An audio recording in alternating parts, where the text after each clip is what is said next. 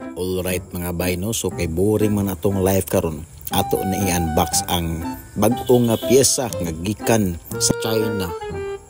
So kini siya nga piyesa mga bay, nindot kayo ni kay imported gikan pa sa other country o gipadala gid diri sa Pilipinas para lang sa atong ADV 160. No, so atong abrihan. And salamat kayo di ay no sa nagpadala ni ini nga piyesa si Ma'am Alessandra Kabasagan. Uy, lahi man ni nga piyesa di ay mga bay no. Murag dili siguro ni para sa ato para siguro ni kang Galadriel. Iyahang lingkuranan sa pagkaon ug atong isukod tuara gi mata-mata na.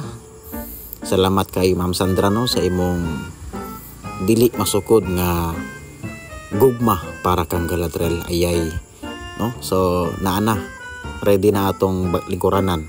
Oh yeah.